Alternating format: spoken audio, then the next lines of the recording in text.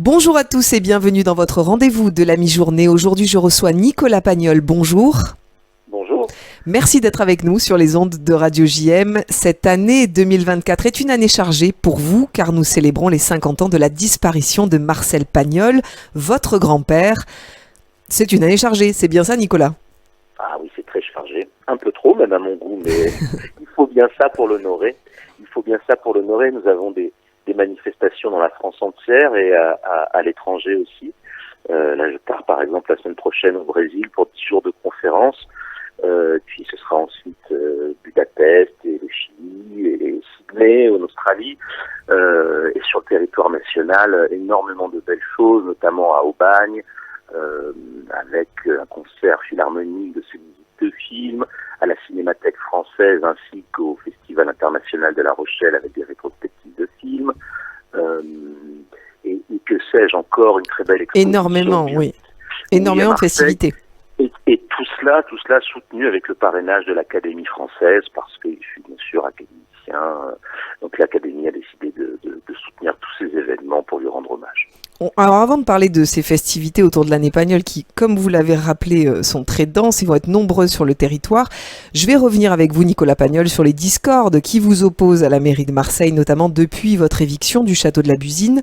La dernière en date, vous vous êtes opposé à la publication de la photo du maire Benoît Payan dans les livres écrits de la main de votre grand-père et à destination des élèves de CM2 à Marseille. La mairie vous accuse notamment sur le réseau social X de créer une polémique stérile. Que répondez-vous ? Pas grand-chose. Je veux juste répondre qu'un livre est un sanctuaire et n'a pas lieu d'être utilisé politiquement, de devenir un flyer de propagande politique ou de campagne. Tout simplement, moi j'ai fait un tweet pour dire cela et j'étais assez surpris de l'audience de ce tweet. Apparemment, les gens ont été scandalisés, comme il peut l'être. Je ne vois pas pourquoi quiconque, que ce soit M. Payan ou qui que ce soit d'autre, devrait ou pourrait mettre sa photo dans une œuvre littéraire. Enfin, ça n'a pas de sens, ça ne se fait pas, ça ne se fera jamais. Concernant le château de la Busine, vous êtes encore en procédure suite à votre éviction ? Oui, bien sûr, j'ai une première plainte qui a été déposée, qui est instruite, je crois, concernant les griefs d'injure publique et de diffamation. Je vous rappelle tout de même que on m'a traité d'homophobe, il y a une pleine page dans la Marseillaise, de raciste, que je ne méritais pas de porter mon nom et que sais-je encore. Bon, ça c'est inacceptable. Et une deuxième plainte qui est en préparation sur le fond de l'affaire, mais nous attendons toujours bien sûr que la mairie nous fournisse les documents administratifs qu'elle ne nous fournit pas malgré un avis favorable de la CADA, le centre d'accès aux documents administratifs. Donc il faudra au bout d'un moment qu'on saisisse le tribunal administratif en référé pour qu'il oblige la mairie à nous fournir ces documents pour pouvoir voir ce qui s'est réellement passé sur l'appel d'offres du château de la Busine. Pour l'instant, actuellement, au château de la Busine, plus rien n'est lié à Marcel Pagnol, du coup ? Non, je ne crois pas. Alors on va revenir à des choses plus festives, puisque cette année 2024, elle est quand même festive, puisqu'elle honore effectivement les 50 ans de cette disparition de Marcel Pagnol. De nombreux événements sont à prévoir, une randonnée sport santé à la Treille, un trail, un open de pétanque, des représentations théâtrales, des concerts, des expositions. C'est vraiment une grande année pour honorer votre grand-père. Ah oui, 50 ans de sa disparition, c'est un anniversaire important. 50 ans, ça peut paraître long, en même temps c'est très court. Mais quoi qu'il en soit, je vois qu'il est toujours, il fait toujours partie de la famille chez les Provençaux, Marcel. Mais pas que les Provençaux, hein. Non, mais vraiment en Provence, c'est quelque chose de très poignant, de très prégnant. Bien sûr, pour la France entière. D'ailleurs, je vois pour l'histoire de la Busine, j'ai eu des soutiens de la France entière, c'était colossal. Ce qui prouve bien qu'il est encore très aimé, que son œuvre est bien vivante, qu'elle sait inspirer aussi les jeunes créateurs, ou un peu moins jeunes, en tout cas les créateurs contemporains. Je pense notamment à Sylvain Chaumet qui prépare un film d'animation, un biopic d'animation sur la vie de mon grand-père pour le cinéma, qui s'appellera Marcel et Monsieur Pagnol. Ce film je suis très surpris, il est déjà vendu dans 60 pays.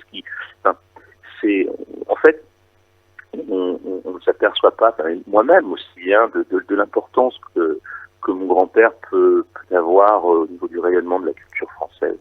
Et puis il soulève surtout des sujets qui sont très actuels finalement. Oh oui, que l'on parle de ces œuvres de jeunesse comme Topaz et les Marchands de gloire, qui parlent de la prévarication et de la corruption politique, ou bien des gens qui font de l'argent sur le dos de la guerre, les vendeurs de canons.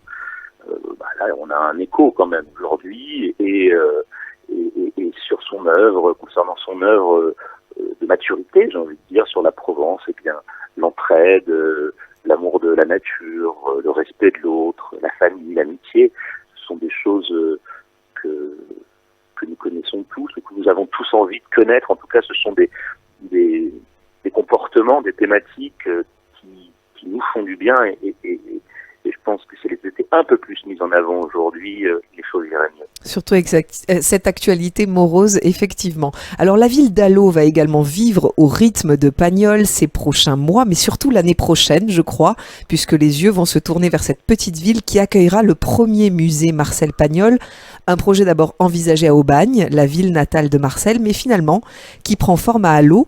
Pourquoi et comment avancent les travaux, Nicolas Pagnol? Alors pourquoi le musée ne sera pas à Aubagne? Tout simplement parce que nous y avons travaillé pendant de nombreuses années avec Gérard Gazet, et nous n'avons pas trouvé, Gérard n'a pas trouvé de foncier pour faire ce musée. Et lorsque Lionel de Cala est venu me voir avant les élections municipales, les dernières, qui m'a dit, moi si je suis élu, je fais le musée Pagnol dans l'ancienne usine électrique. Je dis oui, ok, et puis bon, il a été élu et il me l'a proposé, donc l'opportunité était trop belle de ne pas y aller. Comme on dit, mieux vaut un tu l'as que deux tu l'auras. Et puis Allo est tout à fait légitime parce que la Bastide Neuve, l'asile des vacances de mon grand-père dont il parle dans ses souvenirs d'enfance, se situe sur le territoire d'Allo. Donc c'est tout à fait légitime. Les travaux avancent bien. L'ouverture est plutôt prévue pour début 2026. Début 2026, si tout se passe bien. Mais vous êtes heureux, je sens. Moi, je vous avais interviewé il y a quelques années. C'était déjà un projet qui était en vous. Il fallait qu'il y ait un lieu qui puisse accueillir l'œuvre de votre grand-père telle que vous l'imaginiez. Ah oui, mais je suis plus qu'heureux. Je suis enchanté. Je suis ravi pour l'œuvre de mon grand-père. Elle va enfin trouver sa maison. Son ancrage, elle a un ancrage dans le sud, dans le texte, mais là elle aura un ancrage physique à Allo, et les gens pourront venir s'imprégner de sa vie, de son œuvre, et les plus jeunes pourront venir rêver, parce que nous allons utiliser toutes les technologies qui sont à notre disposition aujourd'hui, que ce soit l'animation, la 3D, l'intelligence artificielle. Le but est vraiment de proposer une expérience ludique, récréative, instructive aussi, bien sûr, mais le but n'est pas d'avoir un musée ennuyeux, voyez-vous. Il y aura des expositions temporaires qui pourront faire office de focus sur une œuvre, une partie de sa vie, ce genre de choses-là. Sinon, le parcours permanent, nous le voulons accessible à tous et surprenant. Interactif aussi, parce que c'est vrai qu'aujourd'hui, il faut rendre les musées dynamiques. Oui, interactif. On peut également penser à une discussion avec Marcel Pagnol, qui serait rendue possible grâce à l'intelligence artificielle. On pourrait questionner Marcel Pagnol sur sa vie, sur son œuvre. Il nous répondrait en direct sur un écran de cinéma. Tout est envisageable aujourd'hui. Les technologies se sont développées. Ça devient extrêmement attrayant, préoccupant pour la société, mais en tout cas pour ce type de projet comme un musée, tout devient possible. Il y aura aussi des pièces exceptionnelles, j'imagine, des manuscrits, peut-être des vieilles caméras que vous cachez dans votre cave, peut-être, Nicolas Pagnol. Oui, il y aura des objets formidables. Alors, je ne cache rien dans ma cave, ni besoin de venir la forcer. Non. Mais oui, bien sûr, il y aura ses caméras, ses objectifs, son habit d'académicien, son bureau, des manuscrits, des photos, 1000 choses qui nous rappelleront sa vie, sa réalité. Ça pourrait être aussi ses papiers d'identité, son rasoir, son porte-plume, son encrier, des choses beaucoup plus personnelles aussi. Le musée sera un mélange, voilà, d'objets, j'ai envie de dire de reliques et d'immersion. Est-ce que vous regrettez qu'à Marseille, ville qu'aimait tant votre grand-père, rien ou presque ne soit envisagé cette année?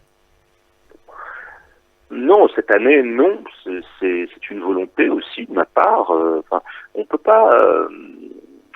Dire que lorsque j'étais congédié dans les conditions que nous connaissons tous du château de la Busine, c'était 6 mois avant les 50 ans de la disparition de mon grand-père.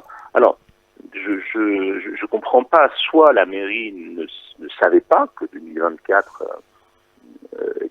ça représentait les 50 ans de la disparition de Marseille, soit ils le savaient et ça les indifférait. Ils devaient bien se douter tout de même que j'allais quand même assez mal le prendre, et surtout dans les conditions dans lesquelles ça s'est passé. Donc finalement, non, je ne regrette pas. Mais il se passera des choses à Marseille. Je m'en occuperai moi-même. Je m'en occupe d'ailleurs actuellement moi-même. C'est un peu précipité parce que nous avions prévu une grande année Marcel Pagnol à la Busine avec énormément de choses d'ampleur. Bon, tout ça est tombé à l'eau. Donc, bien, j'essaye de me retourner tant bien que mal, et je pense pouvoir proposer très prochainement très belles choses sur Marseille. Bon, on suivra ça de près en tout cas, Nicolas Pagnol. Merci beaucoup d'avoir été avec nous sur l'antenne de Radio JM pour nous exposer tous ces beaux projets qui arrivent sur cette année de 2024 pour célébrer les 50 ans de la disparition de Marcel Pagnol. À très bientôt, Nicolas. À très bientôt, au revoir. Merci, au revoir. Pour voir ou revoir cette interview, n'hésitez pas à aller sur notre site internet radiojm.fr, nos réseaux sociaux, Facebook, Instagram ou notre application Radio JM. Très bel après-midi à tous.